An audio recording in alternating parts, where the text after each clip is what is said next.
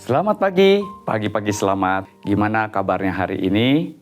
Sebelum kita memulai dan beraktivitas, mari kita berdoa, mari kita membaca firman Tuhan yang akan menuntun kita hari ini. Kita berdoa. Terima kasih Tuhan Yesus, kami diberikan kesempatan mengisi hari yang baru. Tuhan tolong pimpin kami di dalam membaca, di dalam merenungkan, dan di dalam nanti mempraktekkan firman Tuhan di mana Tuhan tempatkan kami. Di dalam nama Yesus kami berdoa.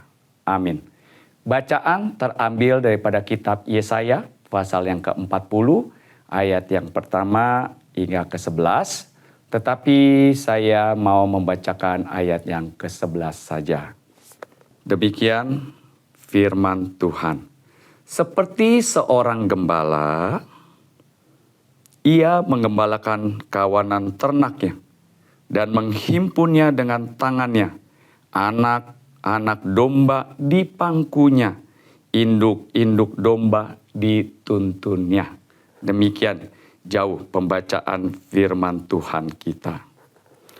Bapak Ibu, pada waktu kita membaca bagian daripada hal yang seperti ini, ayat pertama mengatakan adalah hiburkanlah, hiburkanlah. Apa arti penghiburan bagi saya, bagi Bapak, Ibu, dan saudara-saudara sekalian? Di dalam konteks iman percaya kita kepada Yesus Kristus. Kedua, bagaimana saya bisa merasakan penghiburan di dalam hidup kita sehari-hari. Bapak, Ibu, saudara-saudara yang dikasihi Tuhan, adalah hal yang menarik kalau kita bicara tentang penghiburan. Karena bulan lalu saya diizinkan Tuhan untuk melayani orang-orang yang sedang berduka dan perlu dihibur.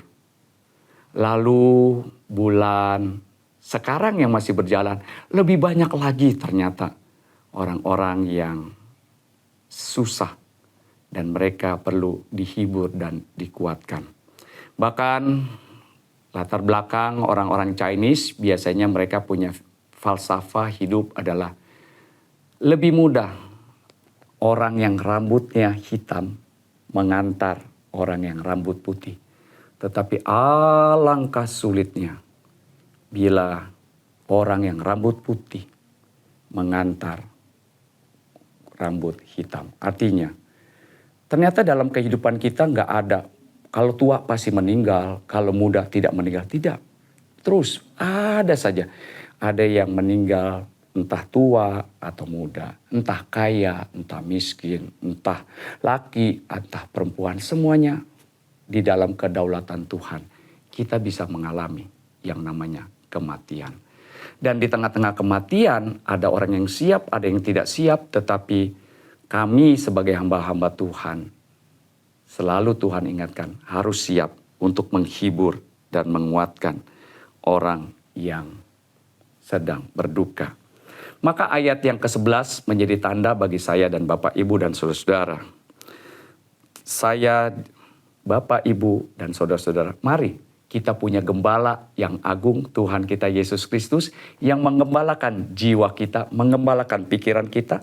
Mari saya dan Bapak, Ibu juga diundang untuk menjadi gembala bagi orang-orang di sekitar kita. Mengasihi dan menjaga dari anak-anak domba kita angkat, kita pangku. Dan domba-domba bahkan induk-induknya kita menuntunnya. Mari kita melihat tidak ada contoh teladan yang besar, yaitu Tuhan kita Yesus Kristus, gembala yang agung, gembala yang baik. Dialah yang memiliki perhatian yang khusus untuk domba-domba yang lemah dan tidak dapat menolong dirinya sendiri. Membawa mereka ke dalam lengan kuasanya dan menggendong mereka dalam pelukan kasihnya.